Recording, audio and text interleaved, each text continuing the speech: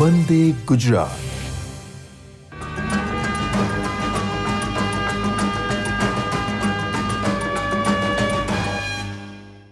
નમસ્કાર. નવનિયુક્ત શિક્ષક તાલીમના આજના આ બીજા દિવસમાં જુદા જુદા લર્નિંગ સેન્ટર પર ઉપસ્થિત નવનિયુક્ત શિક્ષકોનું હું હાર્દિક સ્વાગત કરું છું. મિત્રો, આજે આપણે બીજા દિવસમાં વિષયવસ્તુ રજૂઆત કૌશલ્ય શીખવા જઈ રહ્યા છીએ. ત્યારે મારી સાથે સ્ટુડિયોમાં ડૉક્ટર અમીબેન જોશી, જેઓ રિસર્ચ એસોસિએટ છે GCRT ખાતે, ડૉક્ટર સીમાબેન કશ્યપ કે જેઓ ડાયટમાં અધ્યાપક છે, ડૉક્ટર સંજયભાઈ ઠાકર MN શુક્લ કોલેજમાં અધ્યાપક છે. અત્યારે અમીબેનને હું વિનંતી કરું છું કે વિષયવસ્તુ રજૂઆત કૌશલ્ય વિશે આપણને માહિતગાર આપે. નમસ્તે મિત્રો, આપ સૌ નવનિયુક્ત છો, એટલે નવનિયુક્ત નૂતન શબ્દ જોડાયેલો છે અને લગભગ જોડાયા પછી આપ સૌની પહેલી તાલીમ છે, નવી તાલીમ છે, એટલે એ પણ એક નાવીન્ય છે. આપ સૌ જ્યાં બેઠા છો એ સ્થળ પણ કદાચ આપ સૌના માટે નવું છે, જિલ્લા શિક્ષણ તાલીમ ભવન. અને આ બધા નાવીન્યની વચ્ચે આજે આપણે એક નવી વાત કરવા જવાના છીએ. આ નવી વાત માટે આપ સૌએ ધ્યાનથી સ્ક્રીન ઉપર જોવાનું છે. પહેલાં આપ સૌ સૂચના ધ્યાનથી સાંભળજો અને આ સ્ક્રીન ઉપર આપ જે કંઈ પણ જુઓ એ આપે આપની નોટબુકમાં નોંધવાનું છે. હું ફરીથી પુનરાવર્તન કરું છું.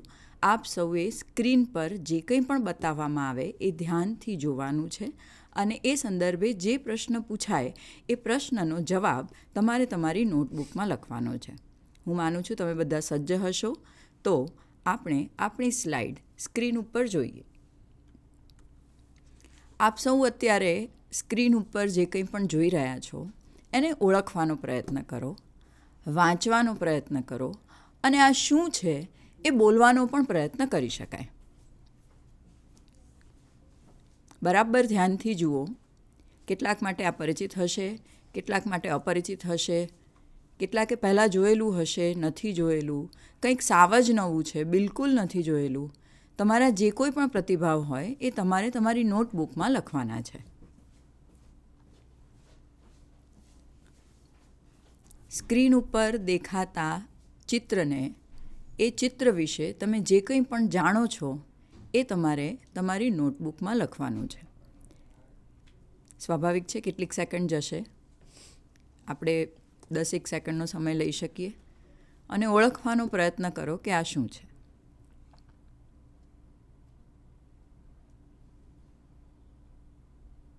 હું માનું છું કે તમે બધાએ આ સ્ક્રીન ઉપર જે કંઈ પણ દેખાય છે એ ચિત્રને સમજીને જે કંઈ પણ સમજણ પડી એ સમજણને તમારી નોટબુકમાં એના વિશે લખ્યું હશે. સારું, હવે શિક્ષક મિત્રો, આપણે સૌ આ બીજી સ્લાઇડને જોઈએ અને આ બીજી સ્લાઇડને પણ આપે ધ્યાનથી જોવાની છે.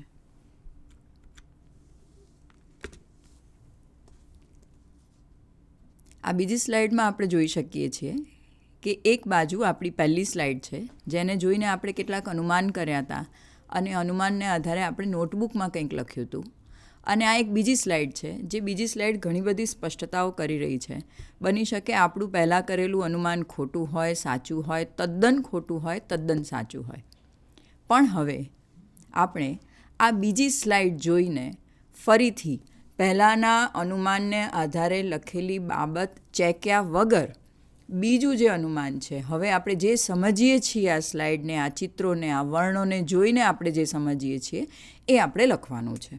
તો આપણી જોડે આપણા બે અનુમાન, બે અનુભવો થશે.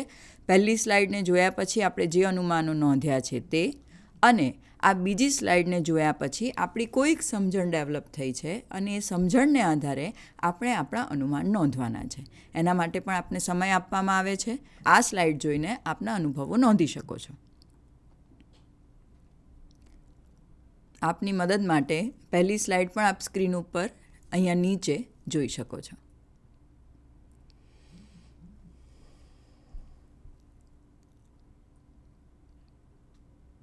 હું માનું છું કે બધા શિક્ષકોએ પોતાના બંને અનુમાન નોંધી લીધા હશે અને હવે પોતાના જે પહેલાં અનુમાન છે એ પહેલાં નોંધેલા અનુમાનો અને બીજા અનુમાન વચ્ચે જે ભેદ છે એ પણ આપણે સમજી શક્યા હોઈશું.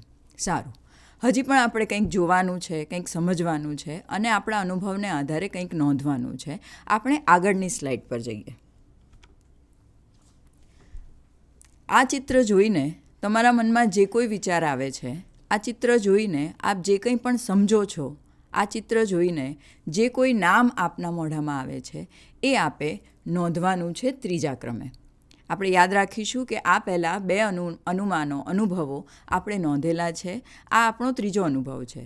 આ ચિત્ર, આ પ્રાણી, આ જીવને જોઈને આપણને એના વિશે જે કોઈ પણ ખબર છે એ માહિતી આપણે નોંધવાની છે. બરાબર ધ્યાનથી જોજો. કેટલાકને ઘણું પરિચિત હશે.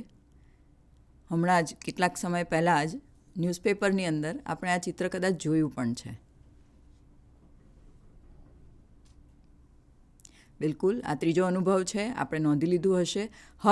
હવે પછીની સ્લાઇડ જે છે એ આપણે ધ્યાનથી જોઈશું અને એનો અનુભવ આપણે નોંધીશું.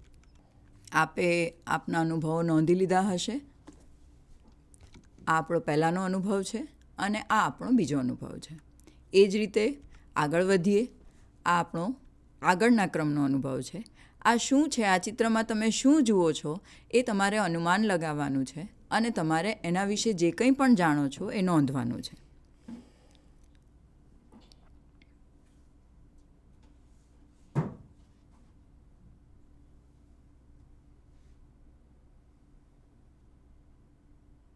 હું માનું છું કે તમે જે કંઈ પણ અનુમાન કર્યું છે એ અનુમાન તમે તમારી નોંધપોથીમાં નોંધી લીધું હશે. હવે આપણે આ ચિત્ર વિશે કેટલીક માહિતી મેળવીએ.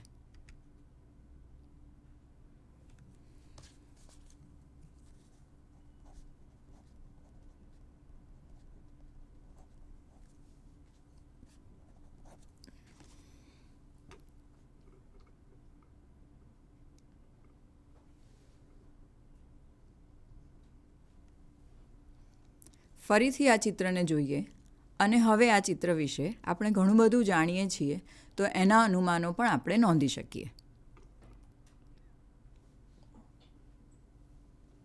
આ ચિત્ર માટેના આપણા બીજા અનુમાન છે કે હવે આ ચિત્ર વિશે, આ ચિત્રને જોઈને આપણે એના વિશે જેટલું જાણતા હોઈએ તેટલું આપણે આપણી નોંધપોથીમાં લખી શકીએ. આ જ રીતે પછીના ક્રમનું જે ચિત્ર છે અને એના પછીના ક્રમનું જે ચિત્ર છે એ આ છે.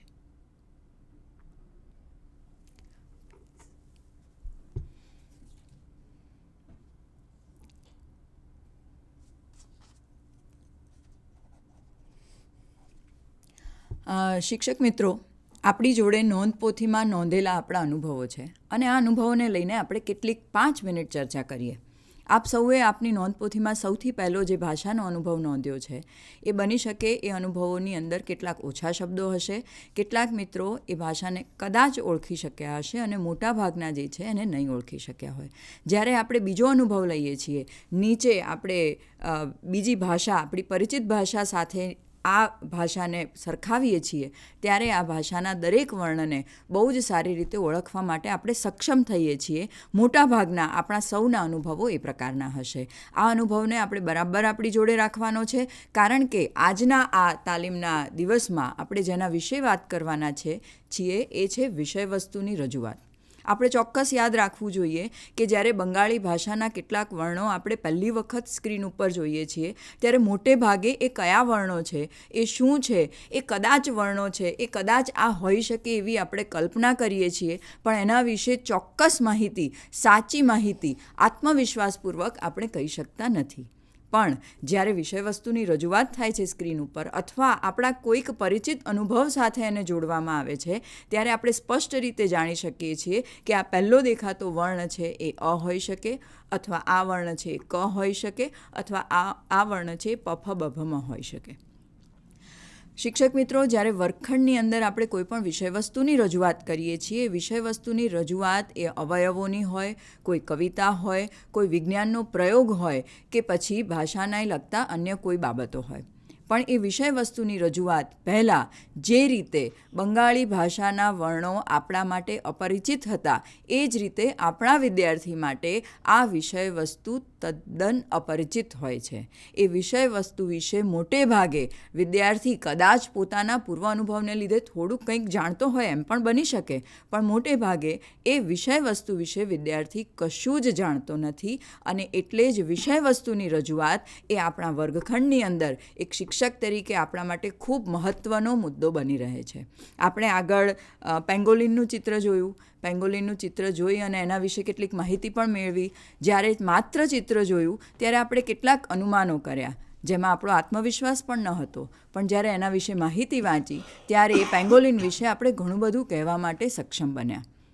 વિષય વસ્તુની રજૂઆત એ આપણા સમગ્ર પાઠ આયોજનમાં એક મહત્ત્વનો મુદ્દો છે.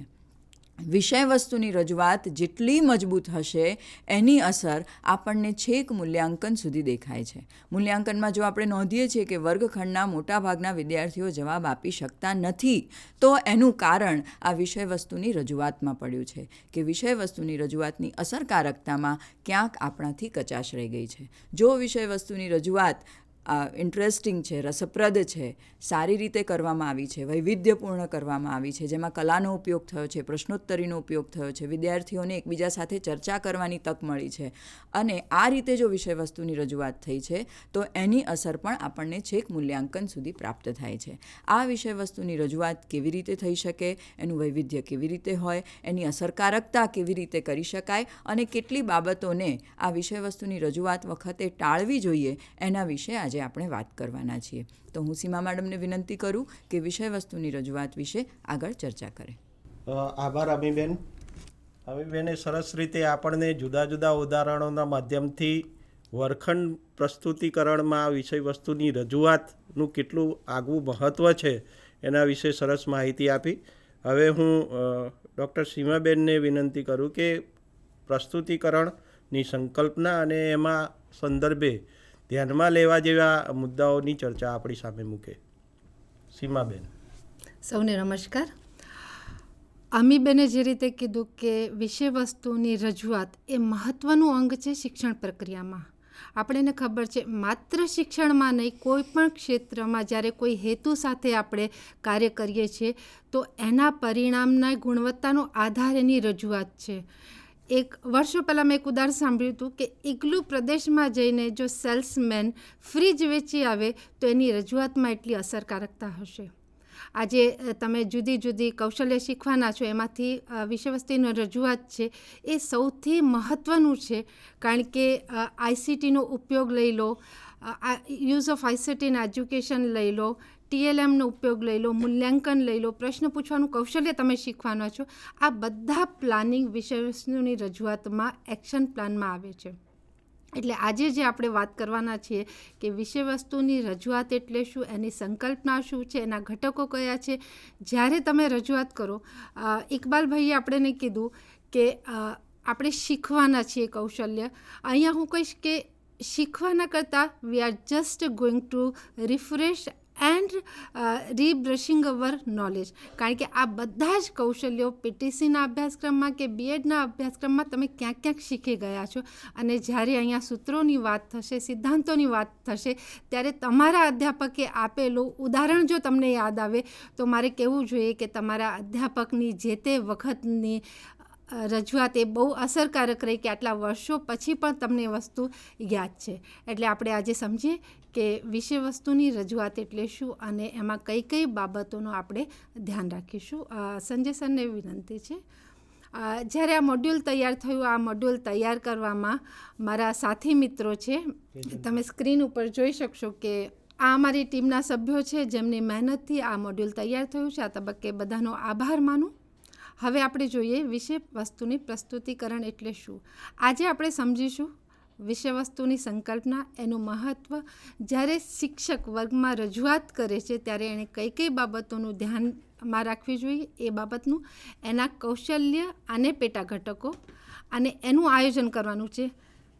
મિત્રો, ગઈકાલે આપણે પાઠ આયોજન શીખ્યા, રાઈટ. આજે આપણે રજૂઆત શીખીશું. એટલે ગઈકાલે જે તમે પાઠ આયોજન શીખ્યા છો એનું આજે પણ અમલીકરણ થશે, કારણ કે પાઠ આયોજન તમે લેખિત એનો ફર્મો અને કઈ રીતે લખી શકાય એ શીખ્યા છો, પણ આજે એ પ્રસ્તુતિકરણના પણ પાઠ આયોજન કરવાનું છે કે તમે એક વિષય વસ્તુ પસંદ કરો છો, એ વિષય વસ્તુની રજૂઆત માટે ઘણી બધી, જ્યારે એક કલાકાર એક કોતરણી કરે છે ત્યારે બહુ જ માઇન્યુટલી ડિટેલિંગ કરે છે. આવું જ ડિટેલિંગ એક શિક્ષકે પોતાની રજૂઆતના પ્લાનિંગમાં કરવાનું હોય છે. રજૂઆત કરીએ, વિષય વસ્તુને લગતું કહેવું ને કથન કરવું. કથન કરવું એટલે માત્ર કહી દેવું નહીં, પણ વિદ્યાર્થીઓ સમક્ષ આપણે અર્થપૂર્ણ નિરૂપણ કરીએ ત્યારે આપણે વિષય વસ્તુની અસરકારક રજૂઆત કરવી. વિષય વસ્તુનું અર્થપૂર્ણ અને સર્વગ્રાહી પ્રત્યાયન.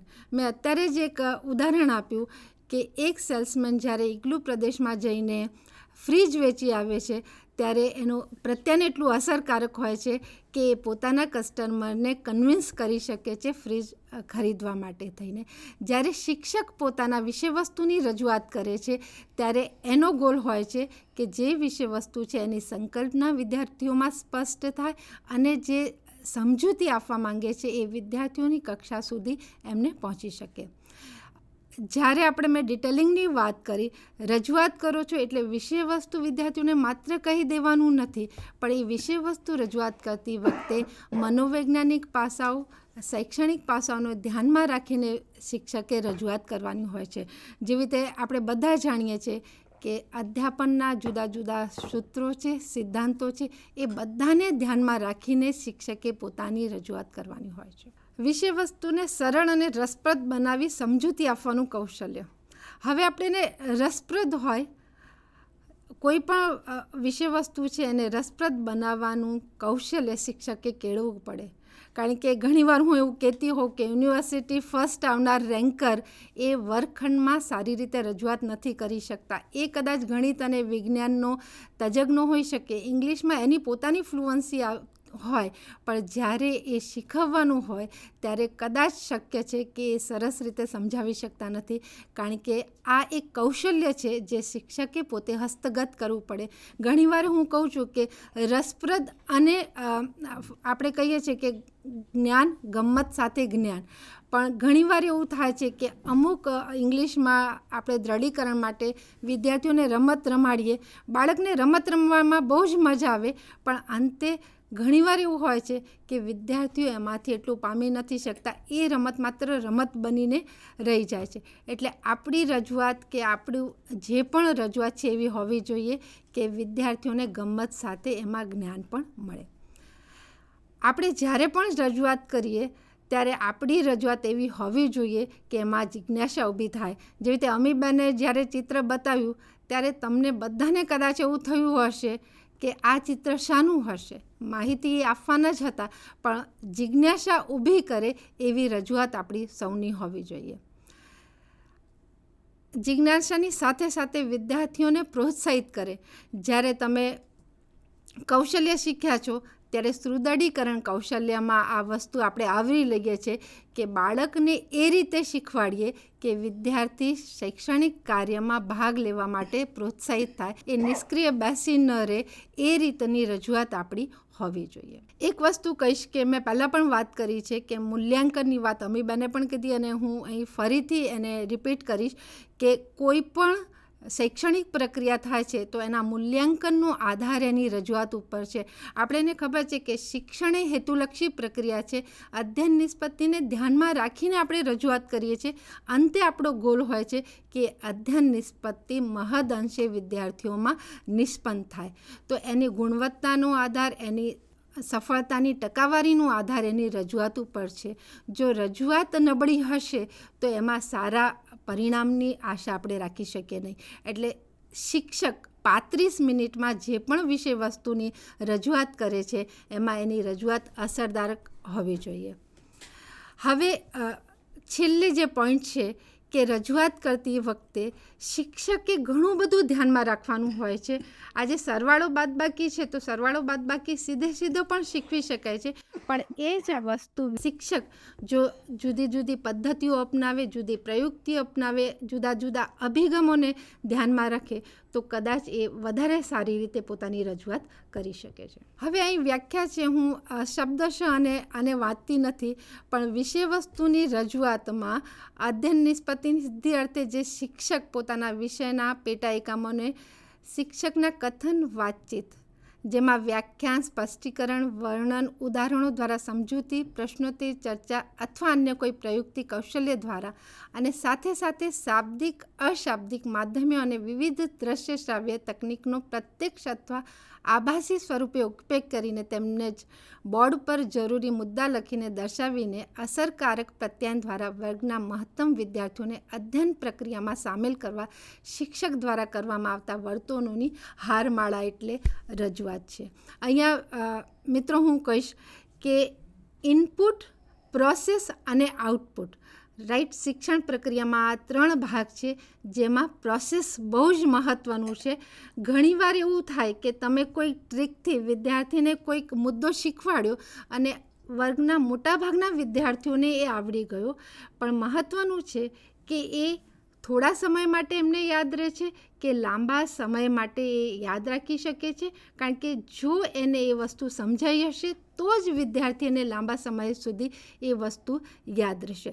એટલે પ્રોસેસ બહુ મહત્ત્વની છે. કયા પ્રોસેસથી તમે વિષયવસ્તુની રજૂઆત કરી છે, કારણ કે પ્રોસેસમાં રજૂઆત એ એનો બહુ મહત્ત્વનો ભાગ છે, કારણ કે રજૂઆત ઉપર જ આખા જ પરિણામનો આધાર રહેલો છે. હવે આપણે જોઈએ કે જ્યારે તમે રજૂઆત કરશો ત્યારે કઈ કઈ બાબતોનું ધ્યાન કરશો.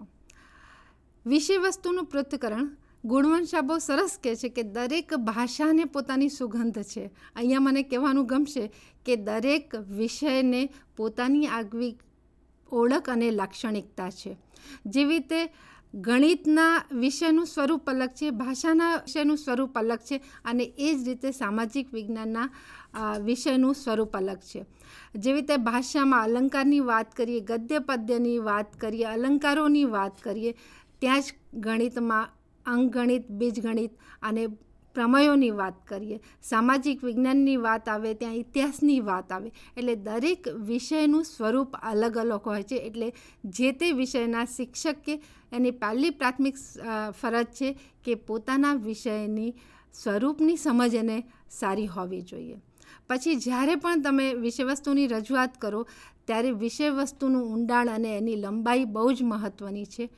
ઊંડાણ અને લંબાઈ એ વિદ્યાર્થીઓની કક્ષાને ધ્યાનમાં રાખીને તમારે નક્કી કરવી પડે કે 6ઠ્ઠા ધોરણનું બાળક છે તો એને ગ્રામરની ડિગ્રી શીખવતા હોય તો એને ડિગ્રીનું કેટલું ઊંડાણમાં લઈ જવું છે, અને એ જ ડિગ્રી જ્યારે તમે 9મા કે 10મા ધોરણમાં ભણાવતા હોય તો એનું ઊંડાણ અને લંબાઈ કેટલી હોય એ શિક્ષકે વિદ્યાર્થીઓને ધ્યાનમાં રાખીને નક્કી કરવાની હોય છે. વિદ્યાર્થીઓની કક્ષા, ધોરણ, વય અને વિસ્તાર, ઘણીવાર એવું હોય કે તમે એક વિષયવસ્તુ શીખવા માટે ઉદાહરણ આપો છો એ વિસ્તારને ધ્યાનમાં રાખીને, કારણ કે ગ્રામ્ય વિસ્તારમાં શક્ય છે કે તમે જે ઉદાહરણ આપો એ એના અનુભવ જગતનું બહારનું હોય. એટલે તમે જે પણ રજૂઆત કરો એમાં વિદ્યાર્થીઓની વય અને વિસ્તાર ખૂબ જ મહત્ત્વનું છે. બીજું કે જ્યારે પણ તમે વિષયવસ્તુની રજૂઆત કરો, આપણે જનરલી એવું હોય કે પાઠ્યપુસ્તકને વળગી રહેતા હોઈએ છીએ, પણ પાઠ્યપુસ્તકના મુખ્ય અને પેટા મુદ્દાઓને સ્પષ્ટ કરવા માટે બિયોન્ડ ધ ટેક્સ્ટ જઈને પણ તમે એની રજૂઆતમાં એ વસ્તુ લઈ શકો છો. એટલે જ્યારે પણ તમે રજૂઆત માટે પ્લાનિંગ કરો ત્યારે તમારી એક ફરજ છે કે તમે પહેલાં એના મુખ્ય એકમ નક્કી કરો અને એના પેટા એકમોમાં તમે કઈ કઈ બાબતોને સાંકળશો એ તમે ધ્યાનમાં રાખશો. હવે આપણને ખબર છે કે વિષયવસ્તુની રજૂઆત માટે અધ્યાપન પદ્ધતિઓ ખૂબ જ મહત્ત્વની છે. જ્યારે બીએડમાં તમે ભણ્યા હશો કૌશલ્ય, પછી સિમ્યુલેશન્સ પાઠ તમે લોકોએ 5 આપ્યા હશે. સિમ્યુલેશન પાઠ આપતા પહેલાં તમે લોકો જુદી જુદી પદ્ધતિઓ તમારા વિષયને ધ્યાનમાં રાખીને શીખ્યા છો. સાથે સાથે, કારણ કે માત્ર પદ્ધતિ મહત્ત્વની નથી. પદ્ધતિની સાથે સાથે અધ્યાપનના સૂત્રો અને એના સિદ્ધાંતોની માહિતી પણ તમારી પાસે હોવી જોઈએ.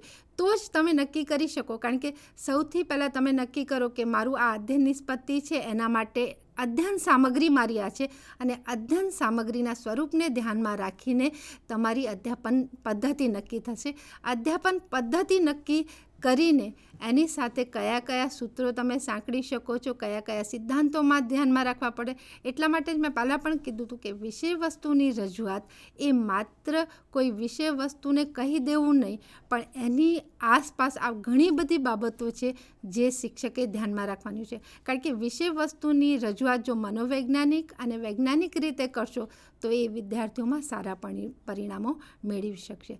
હવે જ્યારે અધ્યાપન સૂત્રોની વાત કરીએ છીએ કે હું ઘણીવાર વિદ્યાર્થીઓને પણ કહું છું કે અધ્યાપન સૂત્રો અને સિદ્ધાંતોની સૈદ્ધાંતિક માહિતી વિદ્યાર્થીઓ બહુ સરસ રીતે સમજાવી શકે છે, પણ જ્યારે એકચ્યુઅલ ક્લાસરૂમમાં એને એક્ઝિક્યુટ કરવાનું હોય છે ત્યારે એ લોકો સમજી નથી શકતા કે સરળથી કઠિન તરફ જવું તો એ કઈ રીતે ઉદાહરણમાં એને આવરી લેવું, જ્ઞાતથી અજ્ઞાત તરફ જવું એટલે એને ખરેખર કઈ રીતે કરવું. જેવી રીતે આપણે જ્ઞાતથી અજ્ઞાત તરફ વાત કરીએ તો જ્યારે આપણે પાઠની શરૂઆતમાં વિષયાભિમુખ કરીએ છીએ, યા આપણે વિદ્યાર્થીઓમાં રહેલા પૂર્વજ્ઞાનનો આધાર લઈને નવું જ્ઞાન પીરસવાની તૈયારી કરીએ છીએ, ત્યારે એનું પૂર્વજ્ઞાન છે એ જ્ઞાત છે અને એના પરથી આપણે નવું શીખવીએ છીએ એટલે અજ્ઞાત તરફ આપણે એને લઈ જઈએ છીએ. સરળથી કઠિન તરફ વિદ્યાર્થીના અનુભવ જગતમાં જે વસ્તુ પડેલી છે એવા ઉદાહરણો આપીને પછી તમે, કારણ કે આપણને ખબર છે કે સરળ વસ્તુ હોય ત્યારે વિદ્યાર્થીઓને એટલી માનસિક પ્રક્રિયા નથી કરવાની હોતી, પણ એવું સરળ કંઈક લઈને પછી તમે કઠિન તરફ જાઓ તો એ મનોવૈજ્ઞાનિક રીતે વિદ્યાર્થી એ વધારે સારી રીતે એનું અર્થગ્રહણ કરી શકે છે. મૂર્તથી અમૂર્ત તરફ છે એ પણ છે, અને આપણને ખબર છે કે આ બધા જે સૂત્રો છે એ સિદ્ધાંતો સાથે પણ અને પદ્ધતિઓ સાથે પણ છે. જેવી રીતે વિશેષથી સામાન્ય તરફ છે, જ્યારે ગણિતમાં અને ભાષાના વ્યાકરણ શીખવવામાં આપણે આગમન નિગમન પદ્ધતિનો ઉપયોગ કરીએ છીએ ત્યારે આપણે ક્યાંક ને ક્યાંક આગમન નિગમન પદ્ધતિનો ઉપયોગ કરીએ છીએ. જ્યારે સંયોગીકરણ અને પૃથ્થકરણનું કરીએ છીએ ત્યારે પણ આપણે વિશિષ્ટથી સામાન્ય તરફ જઈએ છીએ. એટલે એક શિક્ષક જ્યારે વિષય વસ્તુની રજૂઆતનું પ્લાનિંગ કરતો હોય ત્યારે એને સૂત્રથી વાકેફ હોવો જોઈએ, એ જુદા જુદા સિદ્ધાંતોથી વાકેફ હોવો જોઈએ, અને કયો સિદ્ધાંત કયો સૂત્ર કઈ પદ્ધતિ સાથે જશે એ પણ શિક્ષકને નક્કી કરતાં આવડવું જોઈએ. હવે ઘણીવાર એવું થાય કે બધી પદ્ધતિ બધા વિષયમાં લાગુ પડે તો ના, દરેક વિષયની પોતાની પદ્ધતિ છે.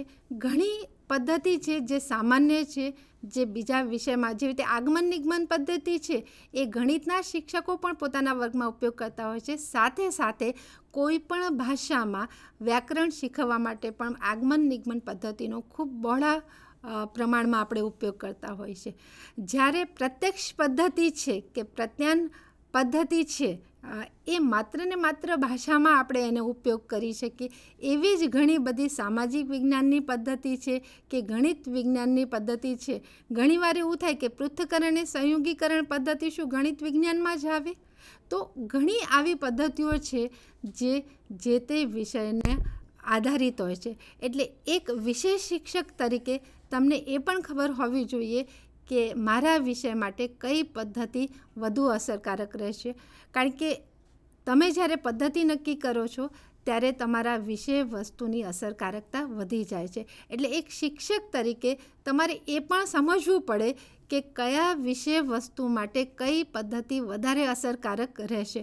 ઘણીવાર વિદ્યાર્થીઓ, બીએડના વિદ્યાર્થીઓ હોય એટલે એવું પૂછે કે બેન ગ્રામર છે તો આગમન નિગમન પદ્ધતિ લઈ લો, પણ દરેક વખતે એ જ લેવી જરૂરી નથી. અમુક વસ્તુ એવી હોય કે ડાયલોગ દ્વારા તમે ગ્રામર શીખવતા હો ત્યારે પ્રત્યાયન પદ્ધતિ અને ડાયરેક્ટ મેથડનો પણ આપણે એમાં ઉપયોગ કરવો. એટલે એક શિક્ષક તરીકે જુદા જુદા સૂત્રોનું ઊંડાણપૂર્વકનું જ્ઞાન તમને હોવું જોઈએ, સિદ્ધાંતોનું જ્ઞાન હોવું જોઈએ, અને સાથે સાથે વિવિધ પદ્ધતિઓના લક્ષણો અને કયા વિષય વસ્તુ માટે કઈ પદ્ધતિ વધારે લાગુ પડે છે, કે યોગ્ય છે, એક શિક્ષક તરીકે તમને નક્કી કરતાં આવડવું જોઈએ. અધ્યાપન સૂત્રોની મેં વાત અગાઉ વણી લીધી છે, એટલે આપણે એનું રિપીટેશન અહીંયા નહીં કરીએ. હવે આપણે અહીં જોયું કે વિષય વસ્તુનું પ્રસ્તુતિકરણ એટલે શું. અત્યારે મારી વાત પૂરી કરું ને સંજય સરને આપું એના પહેલાં હું એક વાત કરી દઉં કે આપણે અત્યારે ઘટકો શીખવાના છીએ. સંજય સર ઘટકોની વાત કરવાના છે, ત્યારે એ ઘટકો બહુ સારી રીતે સમજજો, કારણ કે આજે અત્યારે ઓનર લેક્ચર પૂરું થશે પછી તમારા તજજ્ઞ તમને ડેમો આપવાના છે, અને એ ડેમોનું આ ઘટકોને ધ્યાનમાં રાખીને તમારે મૂલ્યાંકન કરવાનું છે. અને એક શિક્ષકે ઓછામાં ઓછું 5 મૂલ્યાંકન પત્રક ભરવાના છે, એક તજજ્ઞોના, અને ગ્રુપમાં વહેંચાઈને જ્યારે એ લોકો ડેમો આપશે એટલે એક શિક્ષકના પક્ષે 4 મૂલ્યાંકન કરવાના થશે. હું સંજય સરને વિનંતી કરીશ ઘટકોની સમજૂતી અને મહત્ત્વ માટે. નમસ્કાર નવનિયુક્ત શિક્ષક મિત્રો અને મારી સાથે ચર્ચામાં જોડાયેલા જીસીઆરટીના સર્વે તજજ્ઞ સાહેબોને પ્રણામ. આ એક એવું અભિયાન છે સુંદર મજાનું કે જે આપણી રાષ્ટ્રીય શિક્ષણ નીતિ જે છે 2020, અને એમાં જેની પર મુખ્ય ભાર મૂકવામાં આવ્યો છે ગુણવત્તાસભર શિક્ષણ, અને એના માટે થઈને આપણી જીસીઆરટી જે ઉપક્રમ હાથ ધર્યો છે સુંદર મજાનું એક ઓરિએન્ટેશન. નવા વર્ષે અમીબેને સરસ મજાની વાત કરી કે નવનિયુક્ત છો, નવ વર્ષ છે, અને એક નવ ચેતના સાથે આપણે આ તાલીમમાં જોડાયા છે. અને આ જીસીઆરટીનું એક સુંદર મજાનું મોડ્યુલ ડેવલપમેન્ટ છે જે આપણે મહત્ત્વના સંદર્ભમાં સમજીશું. What is discussed by doctor Seema ma'am, how also discussed by Seema ma'am and Ami ma'am. સુંદર મજાના આપે એના પૂર્વ ભૂમિકા બાંધી દીધી છે, અને એના સંદર્ભમાં આપણે કંઈ આ પ્રક્રિયા નવી નથી આપના માટે, પણ છતાંય એક સંશોધન આધારિત આ ઉપક્રમ હાથ ધર્યો છે કે ભાઈ આપ ભણાવવા જઈ રહ્યા છો ત્યારે કોઠારી કમિશને બહુ સુંદર મજાનું કહ્યું છે કે ભારતનું ભાવિ વર્ગખંડમાં ઘડાઈ રહ્યું છે, અને એના નાનામાં નાના એકમ તરફ આપણે જઈએ તો એ વર્ગખંડ શિક્ષણ છે, અને એમાંય એના એકમ ઉપર જઈએ તો વિષય પ્રસ્તુતિકરણ, રજૂઆત, નિરૂપણ અને વાય. એ આપણને સુંદર મજાનો ઉત્તર આપે છે કે શા માટે આપણે આ ધ્યાનમાં લઈશું. બેને ઘણી બધી વાતો વણી લીધી છે, અને એના સંદર્ભમાં આ વિષય તો ભણાવીએ જ છીએ આપણે, પણ આ જે કૌશલ્ય છે વિષય વસ્તુ પ્રસ્તુતિકરણનું કૌશલ્ય આપણે વિકસિત કર્યું છે આખું, અને એ બધા કૌશલ્ય this the king of all the skills. એટલા માટે થઈને આજે આપણે આને પૂરેપૂરી સમજવી પડશે. વિષય વસ્તુ રજૂ કરવી શિક્ષકે એટલે ફક્ત કહી દેવું. સીમાબેને બહુ સુંદર વાત કરી કે એ નથી ફક્ત. Teaching is not only telling, it's more than that. આપણે પીરસવાનું છે, વિષય વસ્તુને વિષયને પીરસવાનો છે. એટલા માટે થઈને એક શિક્ષક માટે આ એક નવનિયુક્ત માટે નથી. હું આપને એ પણ ધ્યાન દોરું મારા તજજ્ઞ મિત્રોને, સાથી મિત્રોને, કે આ જે ઓલરેડી ઇન સર્વિસ ટીચર્સ છે એના માટે પણ એટલું અગત્યનું છે કે આ મુખ્ય core component of all the teaching learning process છે. એક અગત્યનું અને અનિવાર્ય કૌશલ્ય છે, દરેક શિક્ષક પાસે હોવું જ જોઈએ. મૂળ વસ્તુ એ છે કે આનું મહત્ત્વ ક્યાં આપણે વાય ધીસ. તો જે આપણે વિષયને બેને વાત કરીએ, દરેકનું નેચર છે, આગવી લાક્ષણિકતાઓ છે, સ્વરૂપ છે, તો આપણી ભૂમિકા શિક્ષકની એ બને છે કે we should present the content it's a purest form. એટલે કે વિષય વસ્તુને પોતાના મૂળ સ્વરૂપે, એઝ ઇટ ઇઝ, શુદ્ધ સ્વરૂપે. એ ભાષાનું હોય તો નરસિંહ મહેતાએ જે ભાવ મૂક્યા છે એ ભાવ સાથે કવિતા આવવી જોઈએ. ગુરુત્વાકર્ષણના નિયમો હોય તો એમાં જે સિદ્ધાંતો મૂકેલા છે વૈજ્ઞાનિકે, એ સાથે આપણે એને લઈને જઈએ છીએ વર્ગખંડમાં. એટલે આ ખૂબ અત્યંત જરૂરી છે એના શુદ્ધ સ્વરૂપે મૂકવા માટે. બીજું, આપણે જેટલું પ્રસ્તુતિકરણ આપણું અસરકારક હશે, રસપ્રદ હશે, વૈવિધ્યપૂર્ણ હશે, તો એનાથી મૂળભૂત રીતે આપણી ભૂમિકા તો વિદ્યાર્થીના મનમાં એ જ્ઞાનનું સર્જન કરવાનું છે, અને એના ખ્યાલોના નિર્માણ માટે આપણી પ્રસ્તુતિ જે છે એ ખૂબ અગત્યની બને છે. અસરકારકતા જે બેને વાત કરી છે, જે બધા મુદ્દાઓ આપણે ધ્યાનમાં લેવાના છે, એ અંગેની વિષય વસ્તુને અંગે સાચી સમજ આપણે ઊભી કરવાની છે. વિદ્યાર્થી અને વિષય વસ્તુ એને જ આપણે સાંકળવાના છે. આપણે એમાંથી બહાર નીકળીને પછી જોવાનું છે કે આપણે કેટલા અંશે સાંકળી શક્યા. તો એના માટેનો આ પ્રયાસ છે કે એમના ગુરુત્વાકર્ષણના નિયમો હોય કે ન્યૂટનના નિયમો હોય, એ નિયમો એઝ ઇટ ઇઝ સ્થાપિત થયા, એને જ્ઞાનનું સર્જન થયું. તો એના માટેની આપણી ભૂમિકા છે ને એના માટે આપણે આ આયોજિત કર્યું છે. સાચી સમજ એની ઊભી થાય, આપણે એમાંથી પર રહેવાનું છે. ભાષા શીખવતા હોય, ઇતિહાસ, ભૂગોળ, ગમે તે વિષય આપણે શીખવતા હોય, પણ એમાં આપણી કોઈ પોતાની માન્યતા, બાયસ કે એ આવ્યા સિવાય અને એઝ ઇટ ઇઝ ફોર્મમાં મૂકવા માટે એ વિષયને સમજવાની જરૂર છે. કન્ટેન્ટ એનાલિસિસ કરીને મૂકવા માટે આ ખૂબ જરૂરી છે. આપણે બાળકનો સંપૂર્ણ સર્વાંગી વિકાસ ઈચ્છીએ છીએ. આપણે તો વિકસિત ભારતના નાગરિક બનાવવાના છે. તો એના ત્રણેય ક્ષેત્રોમાં આપણે વિકાસ કરવો પડશે: જ્ઞાનાત્મક, ભાવાત્મક અને ક્રિયાત્મક. અને એના માટે વિષય વસ્તુ એ તો માધ્યમ બને છે આપણા માટે, અને એના માટે આપણે એને પ્રભાવી રીતે મૂકવું પડશે, અસરકારક. અવર કન્ટેન્ટ શુડ બી ઇન્ફ્લુએન્શર. વ્યક્તિ ઇન્ફ્લુએન્શિયલ નહીં, કન્ટેન્ટ જે આવે છે એ ઇન્ફ્લુએન્શિયલ હોવું જોઈએ. અને એનું નિરૂપણ કરવાનું છે, એને પીરસવાનું છે. માતા ઘરમાં થાળી પીરસે છે, આપણે જે પીરસવું એ એક પ્રક્રિયા છે અને એક કલા છે.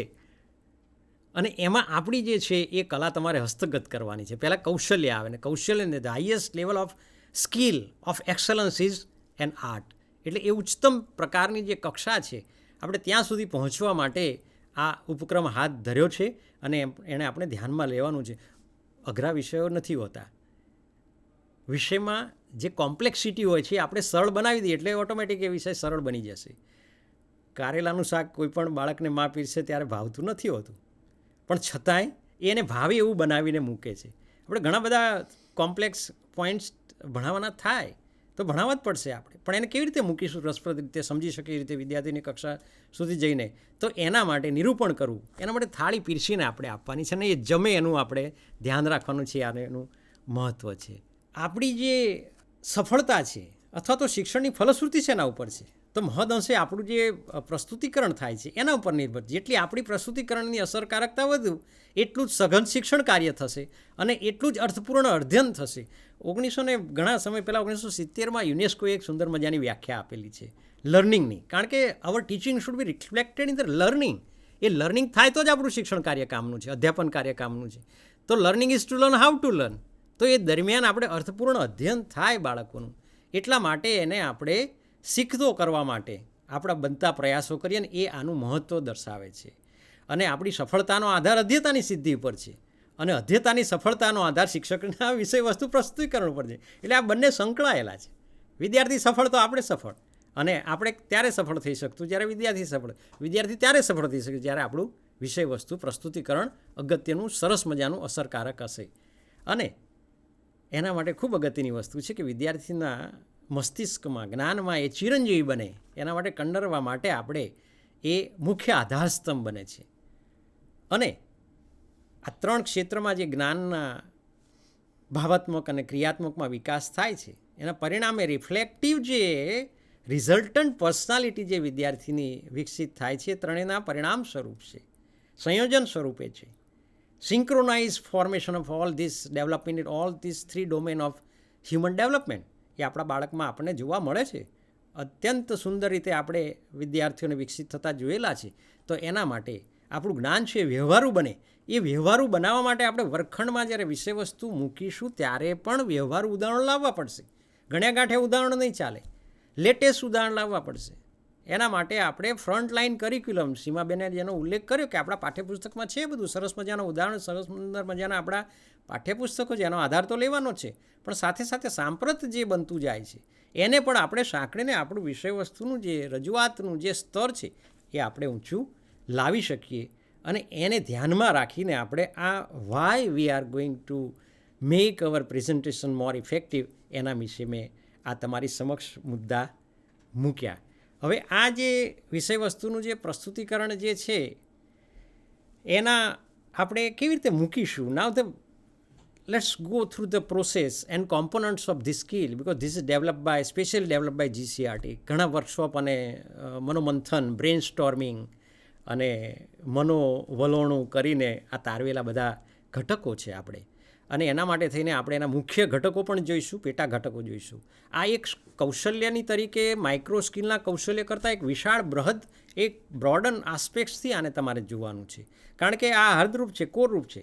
કારણ કે આના પહેલાં પાઠ આયોજન આવશે, પાઠ આયોજન પછી આ પ્રસ્તુતિકરણ આપણું આવશે, એ દરમિયાન પ્રશ્નોત્તરી કૌશલ્ય આવશે, એ પછી એસેસમેન્ટ આવશે, અને આ પ્રસ્તુતિકરણ દરમિયાન જ આખું જે છે એ રિસોર્સ મટીરિયલ અને ટેકનોલોજીનો ઉપયોગ આવશે. એટલે જે કંઈ બધા આપણી પેરીફેરીમાં અન્ય જે કૌશલ્યો આપણે આઈડેન્ટિફાય કરેલા છે એ મુખ્યત્વે આના મુખ્ય ધરી આ વિષય વસ્તુ પ્રસ્તુતિકરણની છે. એટલે આપણે કન્ટેન્ટના કોમ્પોનન્ટ્સ જોઈએ, એનું કન્ટેન્ટ સમજીએ અને પછી એનું આયોજન જોઈશું અને એનું મૂલ્યાંકન કેવી રીતે કરશું એ પણ આપણે જોઈશું. એ લોકોને અત્યાર સુધી ખ્યાલ તો આવી જ ગયો હશે કે વિષય વસ્તુની રજૂઆત જે છે એ વિષય વસ્તુની રજૂઆત એ સામાન્ય નથી. એના માટે ચોક્કસ તમારે પૂર્વથી તૈયારી કરવી જ પડે. કઈ પદ્ધતિઓ વાપરવી છે, કયા શૈક્ષણિક સાધનો વાપરવા છે, એ બધા સાધનોથી આપણે સજ્જ થઈએ. આપણે કઈ પદ્ધતિ વાપરવી છે એનું સુયોગ્ય આયોજન આપણી જોડે હોય, એની અસરકારકતા હોય. અને એમ છતાં ચેલેન્જ તો એ છે કે આપણે જે વિચાર્યું હોય એ વર્ગખંડમાં કદાચ ન પણ થાય. આપણે ધાર્યું હોય કે વિદ્યાર્થીઓ જુદા પ્રકારનો રિસ્પોન્સ આપશે પણ એના કરતાં કંઈક જુદો જ રિસ્પોન્સ મળે, એવું પણ બની શકે. આપણે જે રમકડું શૈક્ષણિક સાધન તરીકે વિચાર્યું હોય, વિદ્યાર્થીઓ એનાથી શીખવાને બદલે રમવાનું વધારે શરૂ કરી દે. તો આ એક કેટલીક ચેલેન્જીસ તો રહેલી જ છે. પણ એમ છતાં વિષય વસ્તુની રજૂઆત એ બહુ જ અગત્યનો મુદ્દો એટલા માટે છે. વધારે આગળ હું માનું છું પ્રેઝન્ટેશન તૈયાર થઈ ગયું છે. આ મોડ્યુલ આખું વિકસિત કરેલું છે અને એમાં મુખ્ય કેટલાક ઘટકોને આપણે આઈડેન્ટિફાય કર્યા છે કે જેથી આપણું વિષય વસ્તુ જે પ્રસ્તુતિકરણ છે એ સુંદર રીતે આપણે થઈ શકે. એમાં તમે મુખ્યત્વે આયોજન કરો એ વખતે પણ આ ધ્યાનમાં લેવાનું રહેશે અને આપનું જ્યારે મૂલ્યાંકન થશે ત્યારે પણ આ ઘટકોને ધ્યાનમાં રાખીને આપનું મૂલ્યાંકન થશે. અને not only assessment is carried out by others. હું તો એ પણ સજેસ્ટ કરી કે સેલ્ફ અપ્રેઝલ પણ આના ઉપરથી બનાવી શકાય કે તમે પોતાનું મૂલ્યાંકન કરો. એ અગત્યનું છે. એમાં એ પણ એક તમને ફીડબેક, સેલ્ફ ફીડબેક મળી રહેશે. એટલે એના જે મુખ્ય આપણે વિષય વસ્તુ સીમાબેને એ મુદ્દાની ચર્ચા કરી છે, એમાંના જે ઘટકો જે છે આપણે આઈડેન્ટિફાઈ કરીને એના પેટા ઘટકોમાં એને આપણે વર્ગીકૃત કરેલા છે. એટલે તો આપણું ધોરણ હોય, જે વિષય હોય, એનો એકમ હોય અને એની જ પાછી અધ્યયન નિષ્પત્તિઓ ડિફાઇન થયેલી છે ઓલરેડી. એટલે એના અનુસંધાનમાં તમારું વિષય વસ્તુનું પ્રસ્તુતિકરણ થશે. હવે તમે જોઈ શકો છો કે આમાં 3 વિભાગમાં આપણે વિકસિત કરેલા છે આ ઘટકોને. અને મુખ્યત્વે વિષય વસ્તુ ઓર્ગેનાઇઝેશન, કન્ટેન્ટ ઓર્ગેનાઇઝેશન એટલે કે ગોઠવણી. અને એમાં કઈ બાબતો આપણે ધ્યાનમાં રાખીશું. આપણે એમને નહીં વર્ગખંડમાં જઈએ દોસ્તો. એ મુખ્ય હું તમને ખાસ સજેસ્ટ કરીશ કે વર્ગખંડમાં જતાં પહેલાં માનસિક રીતે અથવા લેખિત રીતે કોઈ પણ રીતે આપણું જે content we should go through the content analysis before that. Inch and every class is unique. કોઈ પણ ક્લાસ આપણે એક સરખો સમજવાની જરૂર નથી. કારણ કે this is a very live process.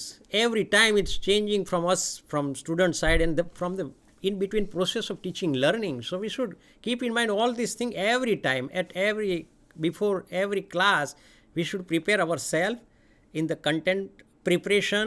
એવું માનવાની કોઈ પણ જરૂર નથી કે વિદ્યાર્થીઓને એનું એ આપવાનું છે, એનું એ ન ચાલે. વાસી અપાય જ નહીં. દર વખતે આપણે સજ્જ થઈને જવું પડશે. વિદ્યાર્થીના મનમાં દરેક વખતે એ પ્રક્રિયા ચાલે છે. એટલા માટે થઈને આપણે એને ધ્યાનમાં રાખવું પડશે. હવે આપણે જે અહીંયા કન્ટેન્ટના મુદ્દા જોઈએ છીએ એ કન્ટેન્ટ ઓર્ગેનાઇઝેશનમાં કઈ બાબત ધ્યાનમાં રાખીશું. તો એક તો ક્રમિકતા, એની તાર્કિકતા, એનો અનુબંધ, મુદ્દાઓની સળંગસૂત્રતા, મુદ્દાઓનું ઊંડાણ, મુદ્દાઓની લંબાઈ, એની વેલિડિટી. આપણા પાઠ્યપુસ્તક જ્યારે છપાયો ત્યારે એની અંદર કન્ટેન્ટ કેટલુંક આપેલું હોય, કેટલાક ફેક્ટ્સ આપેલા હોય. તો આપણી જવાબદારી બને છે કે હાલમાં શું સાંપ્રત પરિસ્થિતિ છે એની સાથે એ કન્ટેન્ટને જોડી દઈએ આપણે. અને આપણે એને કોઈ પણ એવા રેફરન્સ લઈએ કે જે સ્ટાન્ડર્ડાઇઝ છે અથવા તો વેલિડ છે, ઓફિશિયલ જે ડેટા છે એને આની સાથે સાંકળીને આપણે ઘણા બધા વિષયોમાં આપણે લેટેસ્ટ ફ્રન્ટલાઇન કરિક્યુલમ આધારિત મૂકવું પડતું હોય. અને કોન્ટેમ્પરરી મેં જે વાત કરી સાંપ્રત બાબતોને પણ સાંકળવાની, એને થઈને આપણું વિષય વસ્તુનું સંગઠન થશે. એટલે આપણું વિષય વસ્તુ જે સંરચના છે, આખું સ્ટ્રક્ચર આખું બનશે. સીમાબેને એમના પહેલાંમાં ઉલ્લેખ કર્યો છે રજૂઆતમાં કે આપણો પ્રારંભ છે, મધ્યભાગ આવશે અને સમાપન આવશે. આપણું જે કન્ટેન્ટ છે એ 3 પણ આપણે ધ્યાનમાં રાખીશું. પ્રારંભ કેવી રીતે કરીશું? આજે સુંદર મજાનો પ્રારંભ કર્યો અમી બેને. તો એનાથી એક વિદ્યાર્થીઓ પ્રોત્સાહિત થાય છે. How we can lead the students to our main content point. મધ્યભાગ તરફ આપણે કેવી રીતે લઈ જઈ શકીએ છીએ અને ત્યારબાદ એનું કન્ક્લુઝન કેવી રીતે લાવી શકીએ છીએ. તો 3 વિભાગમાં આપણું કન્ટેન્ટ જે છે એ બાયફર્કેટ થશે. ત્યારે આપણે એને કેવી રીતે તમે બાયફર્કેટ કર્યું છે એ પણ ધ્યાનમાં લેવું પડશે. અને ખાસ કરીને એના પછી આપણી જે શિક્ષકની ભાષા છે એ પણ આપણે ધ્યાનમાં લઈશું કે ભાષા ઉપરનું પ્રભુત્વ ખૂબ જ જરૂરી છે. કોઈ પણ વિષય આપણે ભણાવીએ તો ભાષા પ્રભુત્વ જરૂરી છે, લેંગ્વેજ માસ્ટરી. જે પણ માધ્યમમાં આપણે બનાવીએ છીએ માધ્યમની ભાષાનું પ્રભુત્વ આપણે વિકસિત કરવું પડશે. એના પારિભાષિક શબ્દોનો પરિચય મેળવવો પડશે.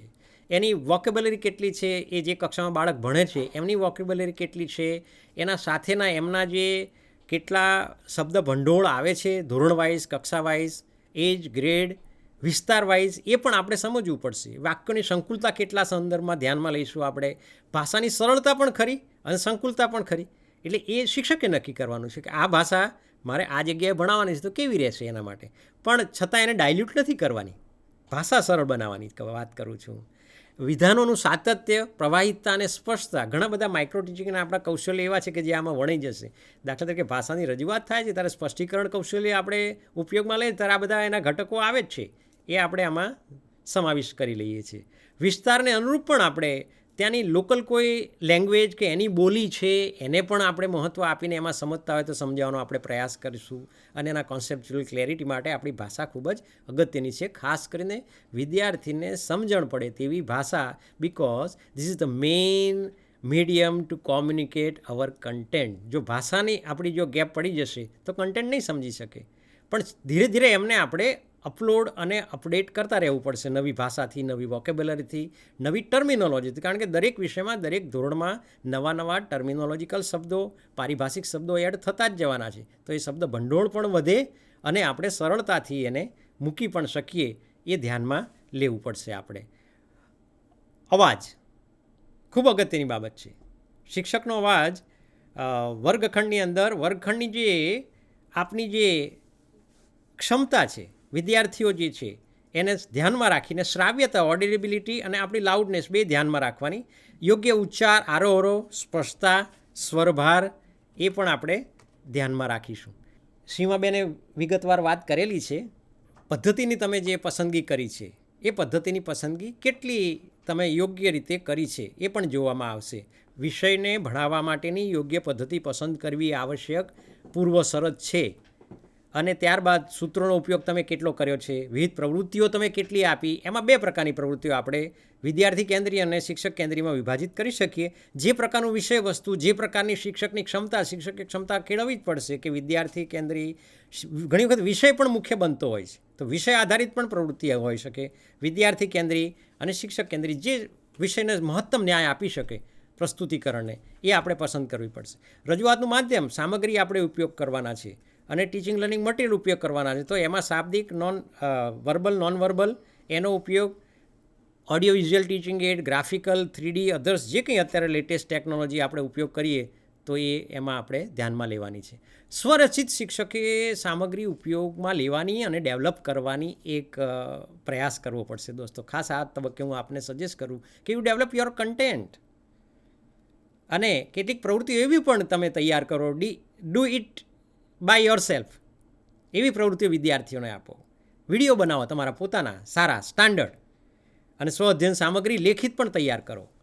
એ સાથે સાથે બોર્ડનો ઉપયોગ પણ તમારે કરવાનો છે. બ્લેકબોર્ડ તો છે જ આપણી પાસે, it should not be supplementary, this is the main. Whiteboard આપણી જોડે હશે, સ્માર્ટ બોર્ડ હશે, બીજા અન્ય લેટેસ્ટ બોર્ડ તમે વાપરવાનો તેનો પણ ઉલ્લેખ કરો. પણ બ્લેકબોર્ડ જે છે એ કાયમી આપણું સાથી મિત્ર છે અને એને પણ ઉપયોગમાં લેવાનું છે. વર્ગખંડ પત્યાન, ક્લાસરૂમ કોમ્યુનિકેશન કેવી રીતે કરશો, how you keep your contact with each and every component of your class, you are taking the note of existence of each and every student. એટલે તમે એને નજરથી eye to eye contact, at glance, અને વિષય વસ્તુ સાથેનું જોડાણ. આપણો પ્રયાસ છે કે એનું વિષય વસ્તુ સાથેનું જોડાણ કેવી રીતે થાય, એ પ્રત્યાયનમાં અગત્યનો ભાગ બને છે. વિદ્યાર્થીઓ પ્રત્યેનો આપણો અભિગમ પણ, એમાં સીમાબેને સુદૃઢીકરણ કૌશલની વાત કરી. આપણો નાનો અમથો હકારાત્મક પ્રતિભાવ છે, પોઝિટિવ ફીડબેક છે, એના કદર અને પ્રોત્સાહન છે, એ તરત એને કન્ટેન્ટ સાથે જોડી લે છે. અને વિદ્યાર્થીઓ સાથેની આપણી આંતરક્રિયા એ કન્ટેન્ટના વહન માટેનું એક મુખ્ય માધ્યમ બને છે. શારીરિક મુખમુદ્રા પણ આપણી જે નોન વર્બલ જે આપણા ગેસ્ચર છે, પોસ્ચર છે, મૂવમેન્ટ છે, એ પણ અગત્યની છે. એટલે body language teach so many things without speaking any word. આની સાથે સાથે આપણે જે ગતિ અને સમય રાખીશું આપણા કન્ટેન્ટ ડિલિવરીનો, એ વિદ્યાર્થીઓની વય કક્ષા, ધોરણ અને એમની જે કક્ષા છે, જે તે શૈક્ષણિક ગ્રાસ્પિંગ, લર્નિંગ ગ્રાસ્પિંગ રેટ છે, એને પ્રમાણે પણ કક્ષા ધ્યાનમાં લઈશું. અને આપણે જે નાના નાના આપણા માઇક્રોના જે કૌશલ્યો છે તમે એ કેટલા અને કેવી રીતે અસરકારક રીતે ઉપયોગમાં લીધા એ પણ અહીંયા જોવામાં આવશે, એ ઘટકમાં સામેલ છે. અને છેલ્લે જે છે લેટેસ્ટ ટેકનોલોજીનો ઓનલાઈન પ્લેટફોર્મ કે આપણી જે સરકારી બધી એપ્સ છે કે જે કંઈ સગવડતાઓ ઉપલબ્ધ છે એનો તમે કેટલા અંશે ઉપયોગ કરી શક્યા, તમે એને પણ આમાં ધ્યાનમાં લેવામાં આવશે. એટલે આ થયા મુખ્ય 15થી 16 ઘટકોમાં આપણું સમગ્ર જે છે એ વિભાજિત કરવામાં આવ્યું છે. હવે તમને એમ થશે કે આ ઘટકો આવી ગયા, હવે આનું મૂલ્યાંકન છે બહુ સરળ છે આમ જોવા જઈએ તો, કારણ કે આ જેટલા આપણા ઘટકો છે એ બધા ઘટકોને આપણે સામે એકથી પંચબિંદુમાં વિભાજિત કરવાના છે અને એનું મૂલ્યાંકન કરવાનું છે. એટલે અગાઉ મેં જે તમને ઘટકો દેખાડ્યા એ નંબર વાઇઝ બધા ઘટકો નીચે આવતા જશે અને એને સામે મૂલ્યાંકનના ખાનામાં 1થી 5માંથી અને 1 એ નબળું છે અને 5 એ શ્રેષ્ઠતમ છે. એટલે જે લાગે તે તમે પોતાને મૂલી શકો, જેના જે નિદર્શન પાઠ છે એને પણ તમે મૂલી શકો. એટલે અત્યારે હું એને પુનરાવર્તિત નથી કરતો, આપણા જેટલા મેં ઘટકો કોમ્પોનન્ટ્સ તમને આપને દર્શાવ્યા એ બધાના સામે તમારે મૂલ્યાંકનમાં આ રીતે કોઠો આવતો જ જશે તમારી પાસે અને એની સામે તમારે મૂકવાનું છે. હવે રહી વાત છેલ્લી, એ છે આયોજન. આયોજન પણ તમને કયા મુદ્દા ધ્યાનમાં લેવાના છે એ પણ પ્રિન્ટિંગ પણ આપવામાં આવશે અને અહીંયા એના મુખ્ય બાબતો અહીંયા દર્શાવી દઈએ છીએ કે મુખ્ય એકમ પાઠ જે હોય એની અધ્યયન નિષ્પત્તિનું ડિટેલમાં તમારે થોડુંક વિવરણ કરવાનું છે એ છે. એના માટે અપેક્ષિત પૂર્વજ્ઞાન છે એ ધ્યાનમાં લે. બહુ સરળ પ્રકારનું પાઠ આયોજન આપણે કર્યું છે અને એના મુખ્ય અને પેટા એકમો એને વિભાજિત કરો. આના માટે પસંદિત પ્રયુક્તિઓ, પદ્ધતિઓ કે અભિગમો જે કંઈ તમે નક્કી કર્યું હોય એ એમાં દર્શાવો. અધ્યાપન સૂત્રોનો પણ અહીંયા સિદ્ધાંતોનો જે લાગતા વળગતા હોય એને તમે ઉલ્લેખ કરો અને એ મુખ્ય પ્રવૃત્તિઓ કઈ કરવાની છે એ પણ તમે કરી શકો. વિષયવસ્તુની મુખ્ય રજૂઆત જે છે એમાં મેઇન મુદ્દા કવરઅપ કરી લો. સમાપન કેવી રીતે કરવાના છો અને કન્ક્લુડિંગ અને મૂલ્યાંકનની કોઈ વિશેષ પ્રયુક્તિ હોય, સ્વાધ્યાય કાર્ય કેવી રીતે આપવાના, ગૃહ કાર્ય અહીંયા ટૂંકમાં એનો ઉલ્લેખ કરવાનો છે. બોર્ડ પર જે મુદ્દા આવવાના છે એનો પણ અહીંયા ઉલ્લેખ કરો તમે. દ્રશ્ય સામગ્રી તમે કઈ રીતે ઉપયોગમાં લીધી એ તમે અહીંયા દર્શાવી શકો છો. અને ખાસ કરીને 11મા મુદ્દામાં સંદર્ભ સાહિત્ય, વેબસાઇટ, એપ્સ કે પ્લેટફોર્મ જે કંઈ તમે વાપર્યા હોય એને તમારે ઉપયોગમાં લીધા હોય એનો ઉલ્લેખ અવશ્ય કરવાનો અને એમાં કરો, જેથી તમે સુંદર રીતે તમારું આયોજન કરી શકો. તો આ હતી સમગ્ર રીતે સંપૂર્ણ સર્વગ્રાહી કોમ્પ્રિહેન્સિવ જે છે એ વિષયવસ્તુ નિરૂપણ, વિષયવસ્તુની રજૂઆત અથવા વિષયવસ્તુ પ્રસ્તુતિકરણ એની સંપૂર્ણ કોમ્પ્રિહેન્સિવ રજૂઆત હતી. મને લાગે છે કે આમાં લગભગ એનું મહત્ત્વ, એના કોમ્પોનન્ટ્સ, એના સબ કોમ્પોનન્ટ્સ, પ્લાનિંગ એન્ડ ઇવેલ્યુએશન આટલા મુદ્દા કવર થઈ ગયા છે. અને આ તબક્કે સુંદર મજાના જે નવનિયુક્ત શિક્ષકો ભણવા જઈ રહ્યા છે તો આ પૂર્વ તૈયારીથી જોશ અને જોમ સાથે મારા સાથી મિત્રો, તજજ્ઞ મિત્રો સાથે મળીને આ પ્રસ્તુતિ કરી અને મને તક આપી એ બદલ પણ હું ડૉક્ટર સંજયસિંહ ઠાકર આપનો આભાર માનું છું. Thank you. આભાર સંજયભાઈ. મિત્રો, આજે આપણે ત્રણેય એક્સપર્ટના માધ્યમથી વિષયવસ્તુની રજૂઆતની સંકલ્પના, એનું મહત્ત્વ, એ પ્રસ્તુત કરતી વખતે કયા કયા મુદ્દાઓ ધ્યાનમાં રાખવા જોઈએ અને કયા કયા ઘટકોને આવરીને કેવી રીતે આ આપણું સ્વમૂલ્યાંકન કરવાનું થાય એના વિશેની સરસ માહિતી આપણને મળી. મિત્રો, ગઈકાલે પણ આપણે પાઠ આયોજન કૌશલ્ય શીખ્યા હશું. તો પાઠ આયોજન કૌશલ્યના જે મુદ્દાઓ છે એમાં અધ્યયન અધ્યાપન પ્રક્રિયા છે એ સીધી વિષયવસ્તુ રજૂઆત સાથે બંધબેસતી છે. એટલે આજે તમે જે મુદ્દાઓ શીખ્યા છે એનું ડેમોન્સ્ટ્રેશન પણ અહીંયા કરાવવામાં આવશે. તમને જુદા જુદા જૂથમાં વિભાજિત કરવામાં આવશે અને તમે દરેકને એક લર્નિંગ આઉટકમ, એક અધ્યયન નિષ્પત્તિ આપવામાં આવશે. તમે જે પણ ધોરણ અથવા જે પણ વિષય ભણાવતા હોય તે વિષયને ધ્યાનમાં રાખીને તમને એ લર્નિંગ આઉટકમને આધારે તમારે વિષયવસ્તુ રજૂઆત માટેની તૈયારી કરવાની છે અને એનું ડેમોન્સ્ટ્રેશન કરવાનું છે. તમને અવલોકન પત્રક પણ ત્યાં આપવામાં આવશે જુદા જુદા, કારણ કે વિષયવસ્તુની રજૂઆત કોઈ એક વ્યક્તિ કરતા હશે, જ્યારે બાકીના જૂથના અન્ય મિત્રો છે એ એનું અવલોકન કરતા હશે. એ અવલોકનમાં તમારે દરેકે નોંધવાનું છે.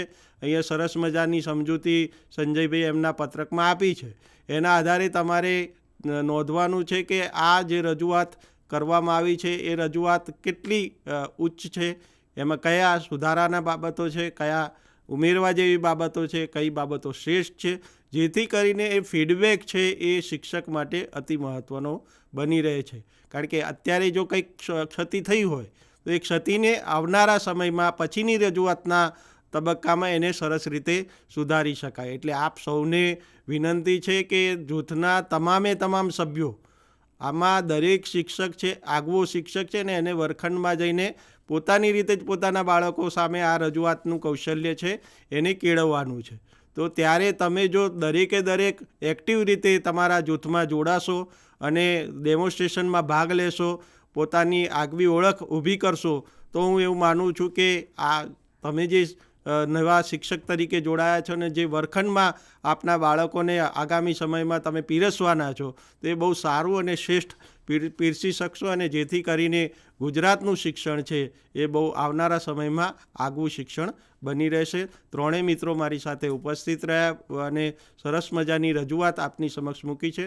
ત્રણેયનો આ તબક્કે આભાર વ્યક્ત કરું છું અને આ સેશનને અહીંયા આપણે પૂરી જાહેર કરીએ છીએ. Thank you.